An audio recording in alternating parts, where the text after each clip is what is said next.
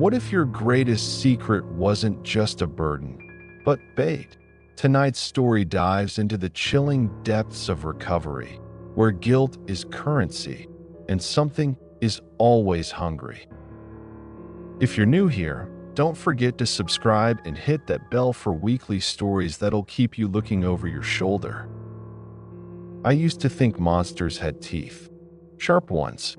Claws, maybe. That's how I used to imagine the things that haunted people. Turns out, they're quieter than that. They sit in circles. They hand you coffee. They say things like, "Thanks for sharing." My name is Michael, and I got clean 87 days ago. Not that I'm counting. It's just something you memorize, like your social security number or the sound of your mother crying through a bathroom door. I just come out of a 30-day program upstate. Real nice place. Quiet. Too much beige. My counselor, Derek, said I wasn't ready to go back to the city. Try a transition, he said. There's a group in Birkdale. Good people. Old church. Low pressure. So I went. The church sat on a hill, tucked behind a shuttered gas station and a graveyard. St. Dimphnus. Patron saint of mental illness. Appropriate, I guess. The building looked tired, white paint peeling in strips like sunburned skin. The meetings were in the basement. That basement, I swear it had a heartbeat. The first time I went down those steps, the air changed. You know how some places feel too still? Like the moment right before a train hits when the air pulls back. That's what it felt like. A single bulb flickered at the bottom of the stairs. The door was half open. The sign on it read, "Monday Night Recovery, all welcome." Inside, the room was bigger than I expected. Metal chairs in a circle. Coffee table in the middle. Burnt coffee smell that had probably been there since Reagan was in office. About 8 people. All middle-aged, dressed in layers. The kind of folks who carried their guilt on their shoulders. "Hey there," a woman said. She looked like she used to be a school principal. Gray hair in a loose bun. Sweater with a bird on it. "I'm Joan." "You knew." I nodded. "Michael." "Welcome, Michael. Find a seat anywhere. We're just about to start." That's when I saw her. She was sitting near the end of the circle, half in the shadow of a support beam. Long dark hair. Pale. Didn't speak. Didn't look up. I noticed 2 things right away. First, no one acknowledged her. Like she wasn't even there. Second, there was no reflection in the coffee urn beside her. Nothing. Just the empty folding chair. The meeting began. Joan asked people to introduce themselves. Some shared stories. Losses. Regrets. The usual. When it was my turn, I passed. Next time, I said. No one minded, except her. Her head tilted a little, like she was disappointed. After the meeting, I hung back. Asked Joan, "Who's the woman near the pillar?" She gave me a blank look. "Which one?" "Long hair. Sat next to the coffee." There wasn't anyone sitting there. She said it too quickly. That night, I dreamed of her. She was standing at the foot of my bed. Didn't move. Didn't speak. Just stared. When I woke up, the room was cold. Freezing. And on my nightstand, beside the rehab coin I kept for luck, was a single line scratched into the wood. Step 1. Admit you are powerless. I didn't go back for a week, but on the 8th day, I found myself driving there again. Like something had pulled me. I told myself it was just to ask Joan some questions. Maybe get closure. Maybe laugh about my own paranoia. But when I got there, she was waiting. Same seat. Same silence. Same lack of reflection. I sat opposite her this time. Tried to ignore the way the shadows around her seemed thicker. When it was my turn, I spoke. "My name is Michael, and I'm an addict." The moment I said it, she smiled, just a twitch, like the idea of my suffering amused her. The others didn't notice, but I felt something shift in the room. The air grew heavier. My hand shook. I told them about the night I OD'd, about the friend who didn't wake up beside me, about the time I stole from my sister's wedding fund. The more I spoke, the more real she became. I mean that literally. The shadows around her thinned. Her skin looked warmer, her eyes brighter, like she was feeding. That night, she followed me home. I didn't see her. I heard her, the sound of someone weeping in my kitchen, whispering words I couldn't understand. Old words, hungry ones. I locked myself in the bedroom, slept with the lights on. The next morning, my bathroom mirror was shattered. Taped to the wall was a scrap of paper. Step 2. Came to believe that a power greater than ourselves could restore us. I was starting to get the message. Keep going. Keep confessing. Keep feeding her. I tried to stay away again. Told myself it was all in my head. A bad mix of withdrawal, sleep debt, and lingering guilt. I even called Derek, my counselor from rehab, and asked if hallucinations were part of the deal. He paused. Said, only if you stop telling the truth. Whatever the hell that meant. But I needed to know. So I went back. Third meeting. Same church. Same circle. Same goddamn woman sitting in the dark, just far enough from the light to make your eyes ache if you tried to look at her for too long. This time, I sat closer. I wanted to see. I mean, really see her. She had this kind of stillness, like the air didn't dare move around her. Like if you reached out, your hand might not come back. No one ever acknowledged her. Not Joan. Not the guy with the beer gut and tear-streaked cheeks. Not the nurse with nicotine-stained fingers who always wore sunglasses indoors. They never even glanced in her direction. That night, I told a longer story about the Christmas I spent locked in a motel room. How I missed my mother's funeral because I couldn't find a clean needle. How my little brother found me, half blue, and thought I was already gone. And as I talked, I heard her. Not with my ears. Somewhere deeper. It was a whisper, like wine through dry leaves. Like breath over a phone line. More. Later, when I was alone in my car, I noticed a new note tucked under my windshield wiper. Different handwriting. Old, slanted cursive. Step 4. Made a searching and fearless moral inventory of ourselves. On the back was a name. Rachel Levinson. I didn't go home. Instead, I drove to the library. Small place, smelled like old paper and boiler rust. I asked the woman at the desk if they had any archives. Sure, she said. Back wall, local section. I didn't even know what I was looking for. Just followed instinct. And after an hour of skimming, I found it. 1989.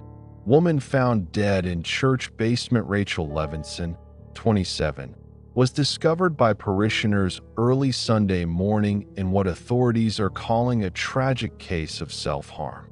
Sources say Levinson had struggled with addiction and mental illness. Records show she attended recovery meetings at St. Dymphna's prior to her death. There was a photo, but it was her. Back in the car, I stared at her face. Something about it didn't sit right. She didn't look broken. She looked unfinished, like there was still something left to say. I flipped the article over. Scribbled on the back in pencil was one more sentence. She confessed to the wrong thing.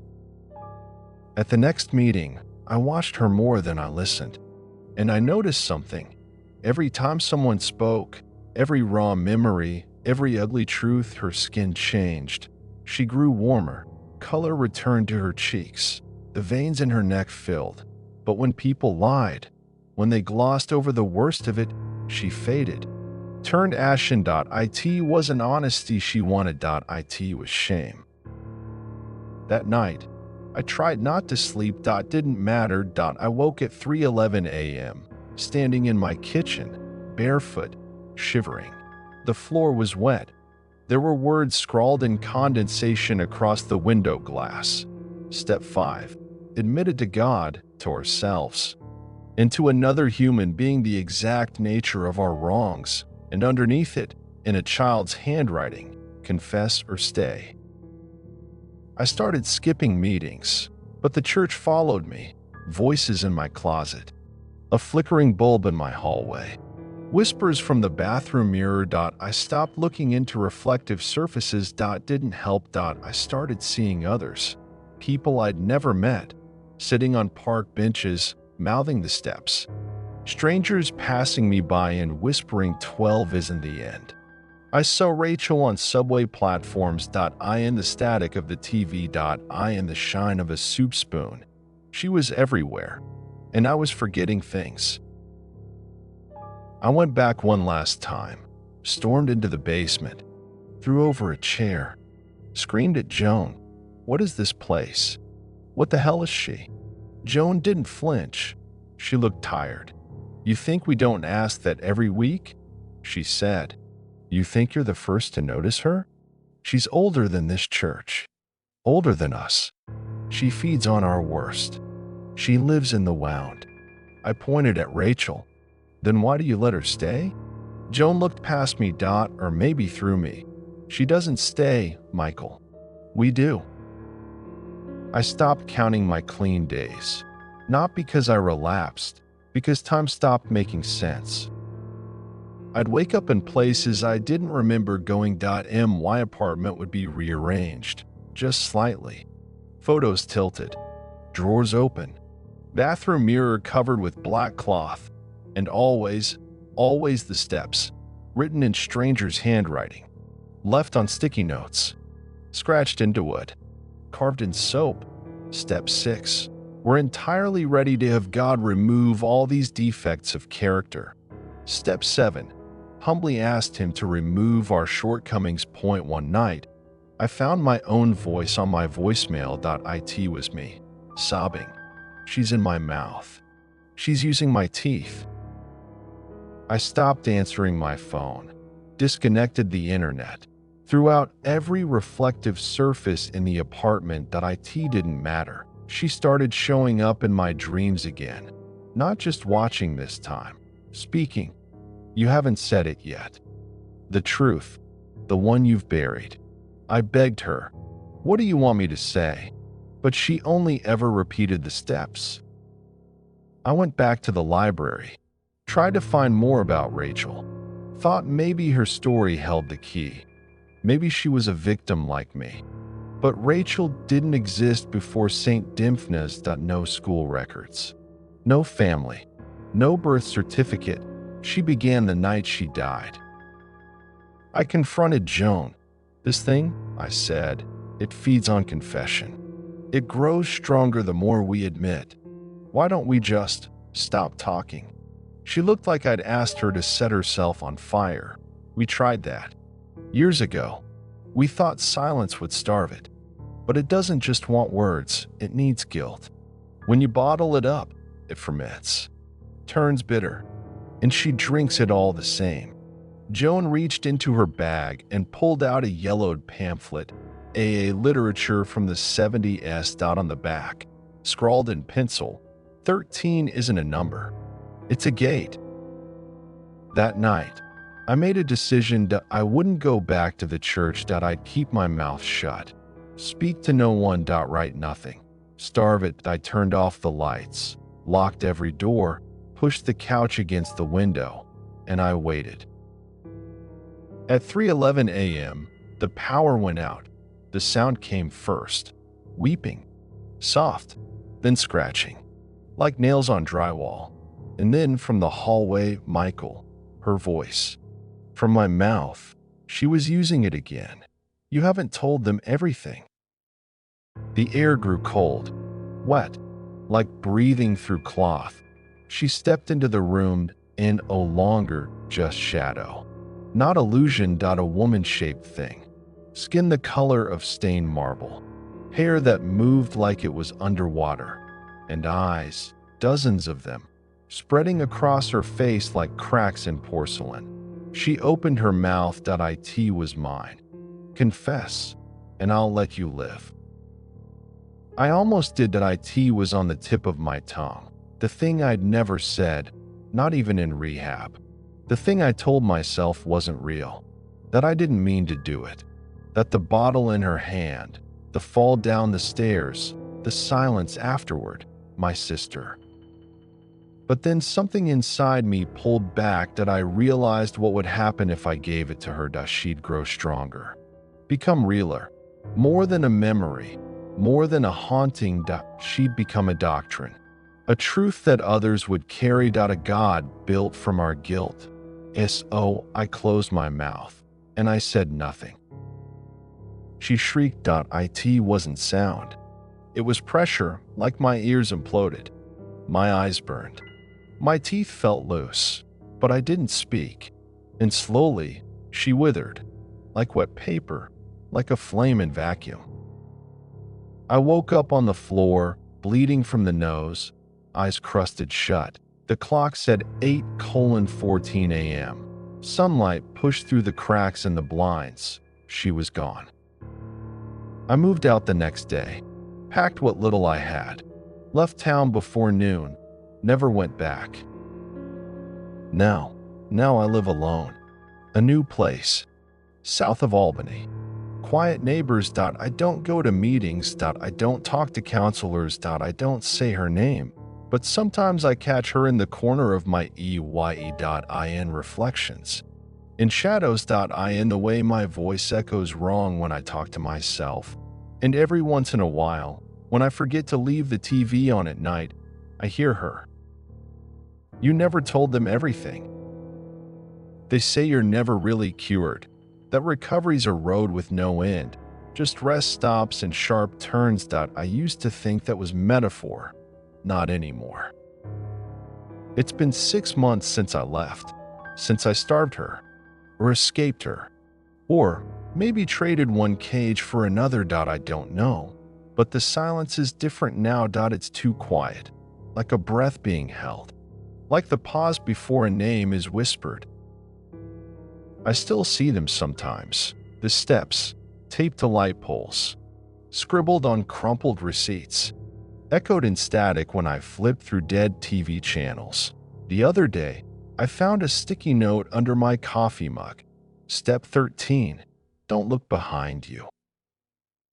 I'm not sure if I'm clean anymore. I don't use. But I lie. To myself. To anyone who asks, I say I'm fine. I say I never went to that church. Never saw her eyes. Never heard my own voice in her mouth. But some nights, I still feel her. Not as a ghost.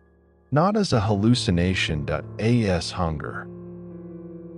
Last week, someone slid a flyer under my door. Anonymous group. Recovery-base.no address. Just a handwritten note. New meeting. New city. Same basement. And scrawled at the bottom, you're ready now. Come say the last thing. I should burn it. Should run. Should move again. But part of me wants to go. Wants to stand in that circle again. Wants to finally say it, whatever it is, and feel her leave me for good. Or maybe the truth is, I miss her. Because when she was inside me, I knew who I was. They don't warn you that guilt becomes home, that once you've lived with it long enough, emptiness feels like exile. Tonight, I sat down at the mirror. Haven't done that in months. And for the first time since that night, I looked. She wasn't there. Just me. Just my face. Just my eyes. But when I blinked, she didn't. If you enjoyed the 13th step, tell us in the comments. Would you go back or run while you still can? And remember, some steps can't be undone. We'll see you in the next story.